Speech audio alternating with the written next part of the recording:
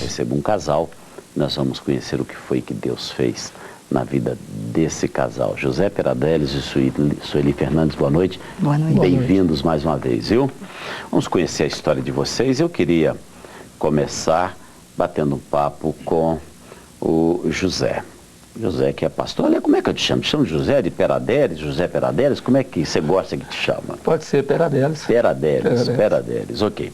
Então nós vamos começar conhecendo a sua história, Peradelis. Hoje você é pastor, mas não nasceu pastor. E nem tampouco numa família de pastores ou numa família cristã evangélica, né? Você nasceu numa família cristã católica. Isso. E uma família, de certa forma, assim, muito envolvida, não é, com os trabalhos da Igreja Católica, mas algo aconteceu.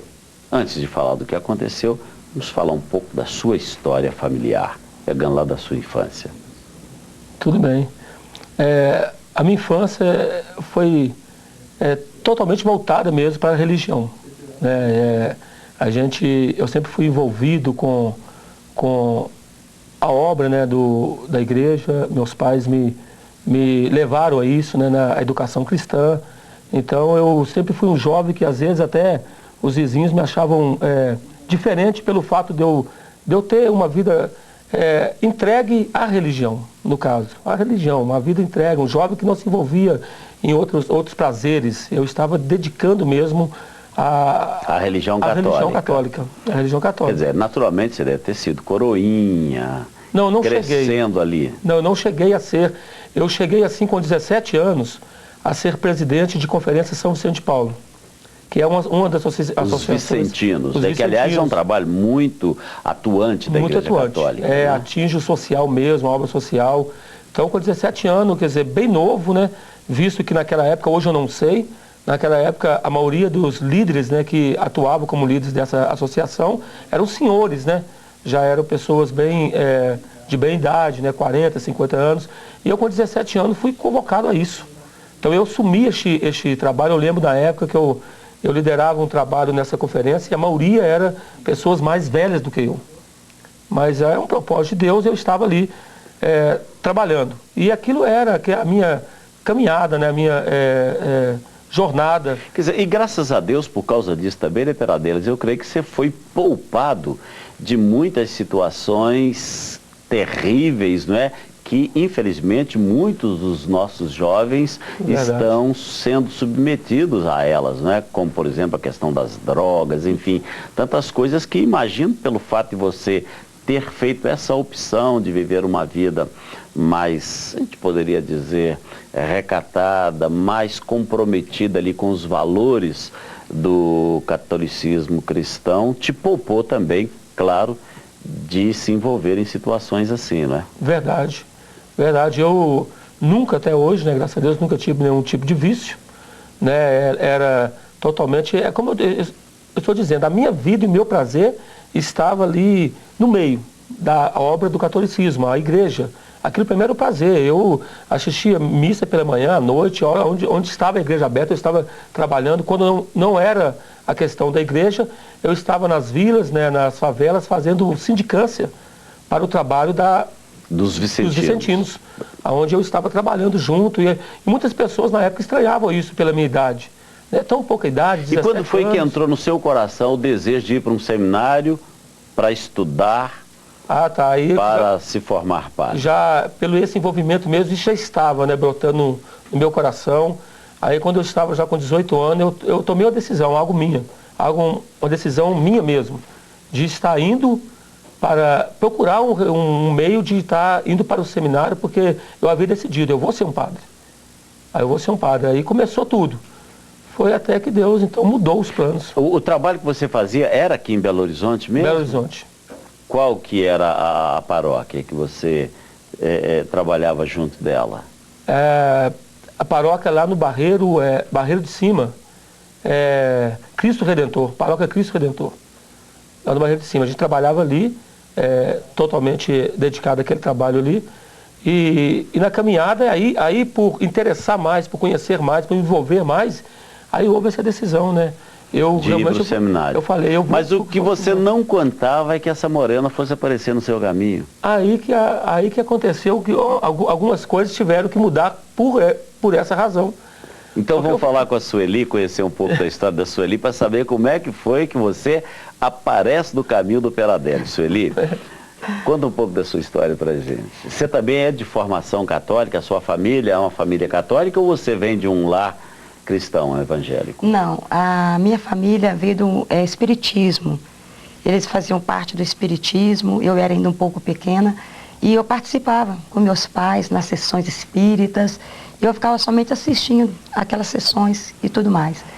E aí um belo dia, na minha caminhada, no colégio onde eu estudava, eu vinha conhecer o pastor, na época não era pastor, né? Peradelli. E começamos a conversar e tudo mais. E de repente, num trabalho de televisão, um programa de televisão, eu estava na minha casa e sempre ouvindo falar do Evangelho. A minha família até então não aceitava o Evangelho, fazia parte do Espiritismo. E 2 dos meus irmãos foram por Evangelho. Foram, batizaram, começaram a ser pessoas de Deus mesmo, caminhando, e começaram a nos evangelizar, falar da palavra de Deus para nós. E meu irmão, pela manhã, todos os sábados de manhã, havia um programa evangélico na televisão, evangelístico, e ele sintonizava na televisão este programa, e eu arrumando a casa, meus afazeres, ouvindo aquele programa. Mas tinha algo que me atraía, algo chamava minha atenção. Então eu começava a fugir, mas algo muito forte me chamava. Aí de repente este pastor falou assim: você que quer entregar sua vida para Jesus, aonde você está? Na sua sala, no seu quarto, aonde você está nesta hora, você pode fazer uma entrega de vida para Jesus. E aquilo começou a mexer comigo, no meu interior. Neste momento eu já estava chorando, sentindo muito o poder de Deus sobre a minha vida. E eu comecei a observar aquelas palavras. Ele disse assim: hoje mesmo vai ter um nome escrito na glória. Há um novo nome escrito na glória. Hoje mesmo seu nome pode ser registrado na glória. Se você fazer uma entrega de vida para Jesus, aonde você está? E eu não estava na sala. Eu estava andando assim pela casa e aquela hora que começou a descer, eu fui para o quarto. Na hora que eu cheguei no quarto, ele disse: onde você está? Eu senti que ele falava comigo. Aonde você está? Você pode ajoelhar e nesta hora você vai fazer uma entrega de vida para Jesus. No momento eu ajoelhei em lágrimas, entreguei minha vida para Jesus. E ali começou o processo da minha salvação. Você era solteira ainda? Eu era solteira ainda. Já estava namorando o Peradelli? Comecei a namorar com ele. Estava começando bem no princípio do nosso namoro. Quer dizer, você então se converteu antes do casamento? Antes do casamento. Não, começou o processo da minha conversão, antes do casamento. Começou o processo começou aí, nesse programa de televisão, no qual eu entreguei minha vida para Jesus. Aí eu comecei a ir aos cultos, participava de cultos, amava os cultos, louvava, adorava a Deus. E até então eu não tinha tomado a decisão do batismo. Porque houve certo assim, por meus pais serem espírita no começo, houve assim, minha mãe falava assim: seus irmãos foram, você não vai para essa religião, aquela coisa. E eu fui caminhando, e o Senhor cada dia falava mais forte no meu coração. Queria fazer uma grande obra na minha vida. E eu fui caminhando, foi até onde a gente chegou a se casar. Nós casamos na igreja católica, casamos e começamos a nossa caminhada de vida de casados. Até que começamos a passar muitas lutas e eu comecei a querer ganhar para Jesus. Até um dia que eu tomei a decisão: a partir de hoje eu vou ser uma serva do Senhor de corpo e alma. Fui para a igreja mesmo, conversei com o pastor.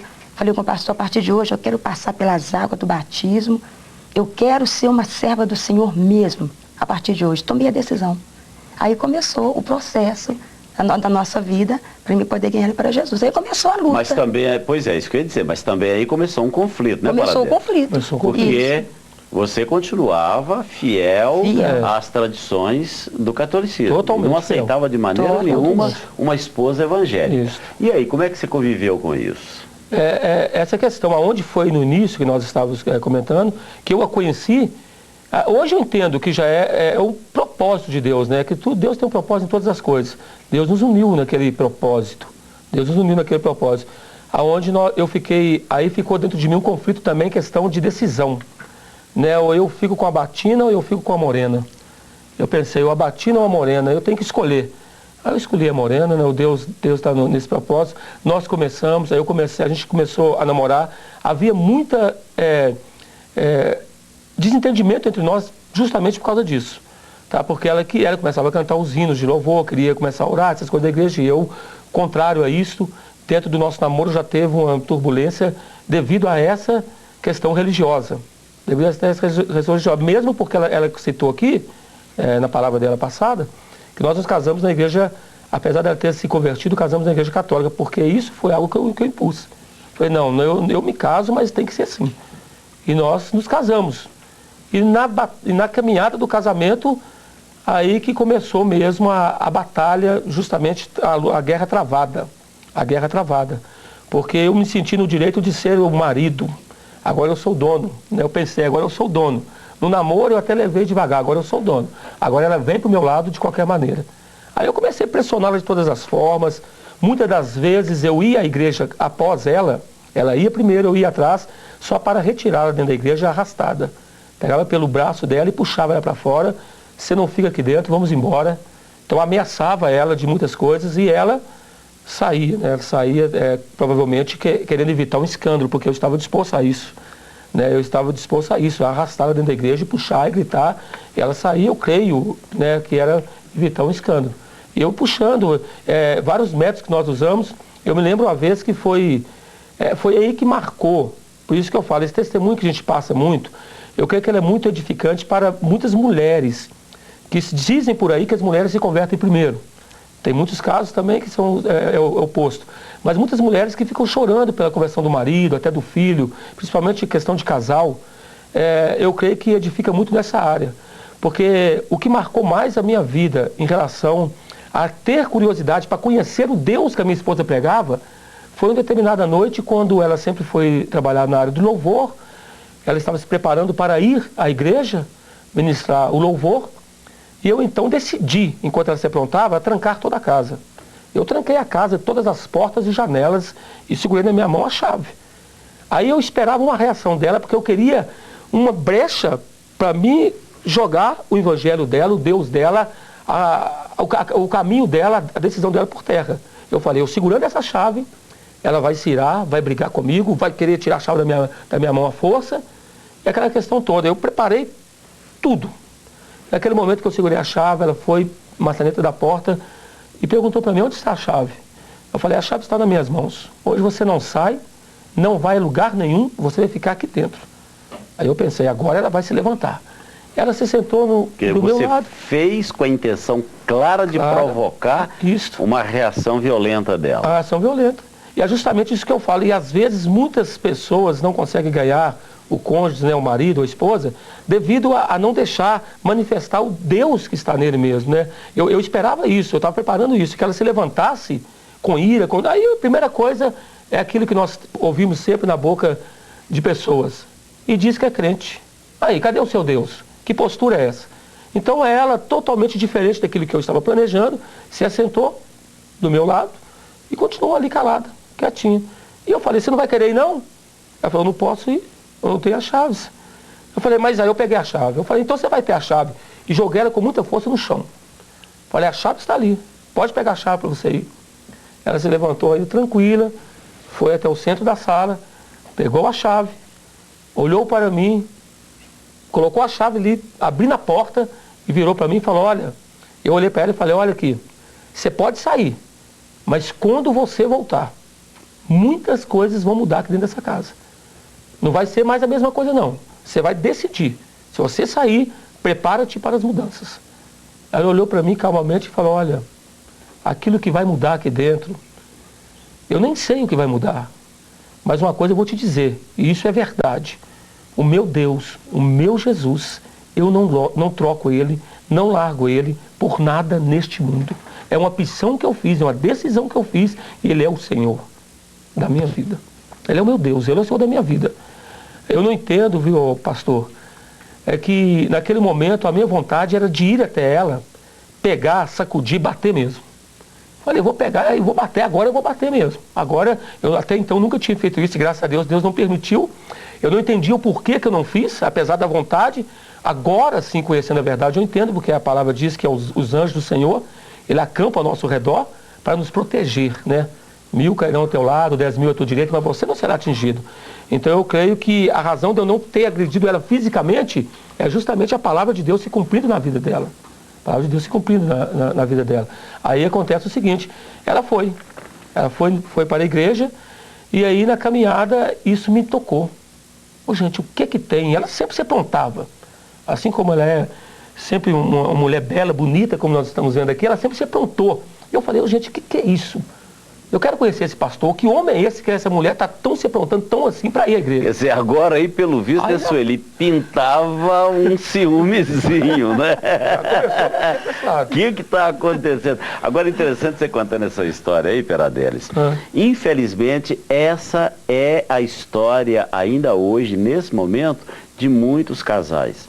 Onde a mulher se converteu, está indo à igreja, vivendo uma vida bonita, uma vida santa, uma vida maravilhosa, e alguns maridos não aceitando essa decisão da esposa, sendo violento com elas, não é? Alguns maridos, não é?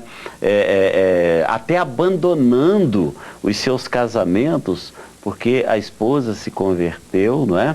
Isso. E sem entender que elas fizeram uma escolha, fizeram uma decisão tão bonita, tão maravilhosa. Alguns outros, assim, tomados de ciúmes, não é? Tentam, como você, num primeiro momento, impedir à força, de alguma maneira, não conseguindo. Depois o diabo bota na cabeça da pessoa, ah, minha mulher está lá na igreja, é porque ela tem um caso lá, eu vou lá para ver o que está acontecendo. E graças a Deus que, em todos os casos, normalmente, né, o marido quebra a cara, vai e vê que o que acontece não é nada daquilo e, invariavelmente, voltam também dessas reuniões assim, apaixonados por Jesus, né? Ou seja, acabam descobrindo que a esposa, no caso, está apaixonada por um homem, sim, mas esse homem é Jesus, uma paixão saudável, né? E esse marido vai também e acaba se apaixonando pelo mesmo homem, Jesus. Agora, Sueli, Peradelis falou uma coisa interessante aí, que foi a sua postura. A palavra de Deus, a Bíblia Sagrada, diz que a mulher santa santifica o marido. A palavra diz que a mulher sábia, ela edifica o seu lar. Mas a mulher tola, ela destrói o lar com as próprias mãos. Eu não sei se você já tinha conhecimento da palavra nesse nível para colocar isso em prática, ou se era exatamente porque você, como mulher, entendia que havia ali uma postura que podia mudar aquilo. No seu coração, quando você se via agredida pelo Peradelis, o que é que ficava? Era esse sentimento mesmo de, não, eu vou deixar que ele age assim porque eu sei que ele vai se converter, eu vou ganhá-lo para Jesus com o meu testemunho? Isso, eu estava meio firmada nessa palavra, a mulher sábia edifica a sua casa. E eu sempre orava, pedia a Deus, Deus me dá sabedoria. Me dá sabedoria como eu ganhar o meu esposo para o Senhor. E Deus foi me dando sabedoria a cada dia. E quando vinha as agressões dele, e muitas das vezes assim, eu tristeci meu coração. Aí Deus falava comigo assim, a sua guerra não é contra ele. Sua guerra é contra os espíritos que estão atuando na vida dele. E eu começava a guerrear em espírito sobre aquelas atitudes que nós passávamos. E na oração, na perseverança, no final onde eu tive a vitória. Bom, você foi lá então para conferir o que é que acontecia. E justamente isso. O senhor colocou muito bem aí. Eu fiquei preocupado, falei, que homem é esse? Será que tem algum homem mais bonito do que eu para essa mulher? Aí eu fui nessa preocupação. Aí aquela questão aconteceu que quando eu cheguei, eu olhei e percebi, eu vi que este homem é Jesus, esse Deus maravilhoso. Aconteceu isso mesmo, eu me apaixonei por ele, me entreguei a ele. Tá? Foi num trabalho à noite que, quando o pastor fez o apelo, Aí era um culto evangelístico, ele fez um apelo, eu já estava chorando, já estava em lágrimas durante toda a reunião, mas disfarçado para ela não ver. Lágrimas assim, mas eu virava o rosto para ela não ver que eu estava quebrantado. Eu queria que ela visse isso. Mas na hora da chamada, vem à frente, eu não consegui. Eu falei, não interessa quem está ao redor, quem vai ver, mas eu quero esse Deus. E foi naquela noite que eu me entreguei. Eu me entreguei, porque eu coloco muito, eu não sei como as pessoas veem isso, mas eu coloco que é uma diferença entre aceitar Jesus e entregar a vida para Jesus. Porque eu já aceitei Jesus mais de 15 vezes, porque ela levou vários pastores na minha casa e eles faziam o apelo. Você aceita Jesus? Levanta sua mão, levantava a mão, repete comigo, eu entrego minha vida, mas minha vida era a mesma coisa. Nesta noite, eu entreguei a minha vida a Jesus e Ele tomou a minha vida nas mãos e aí começou todo o processo. Quanto tempo faz isso? Todo o processo, isso foi em 1990. 14 anos. 14 anos. Hoje vocês trabalham juntos. Trabalhamos juntos. Numa igreja lá no Jardim Industrial. Bairro Novo das Indústrias. Novo das Indústrias. Vamos dar aqui então o endereço da igreja lá para quem quiser conhecer vocês, não é? Vamos dar. Pessoal da região lá, principalmente. Isso. Qual que é o endereço da igreja? Rua dos Industriários, 455, bairro Novo das Indústrias. Nós estamos ali quarta, sexta, às 19h30 e aos domingos às 19 horas. Sábado também, a partir de 19 horas, nós estamos trabalhando ali. No domingo, bairro. Então, vocês têm uma reunião às 19. Às 19 horas. Todo domingo. Todo domingo. Quem quiser conhecer vocês, quiser bater um papo, quiser uma palavra de conselho, pode. Uma oração, é só ir lá. Só ir. Vocês estão lá prontos para receber o pessoal. Prontos. Pastor Vanderlei, acontece muito a questão de... São mulheres, né, que procuram muito ela para saber como é o processo, porque realmente essa questão, muitas desistem, elas não aguentam. Eu vou largar para lá. Não aguenta, mas a questão é que não deve, é perseverar mesmo, é crer em Deus, porque Deus tem uma promessa. Com certeza. Isso a gente tem que acreditar.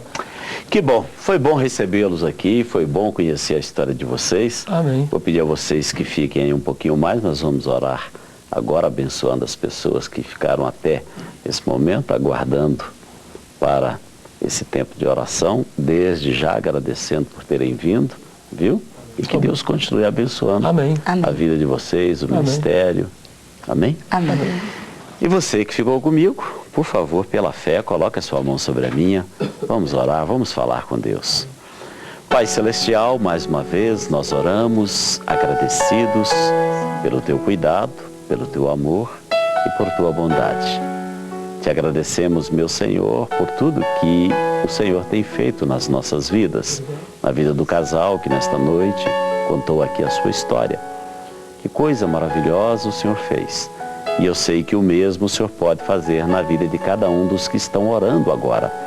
Meu Deus, muitas pessoas se levantaram, colocaram as mãos sobre a minha mão, num gesto de fé. E eu te peço, honra a fé destas pessoas agora. Esta pessoa que está no hospital, doente, sentindo dores, que o Senhor possa tocá-la, o Senhor possa curá-la.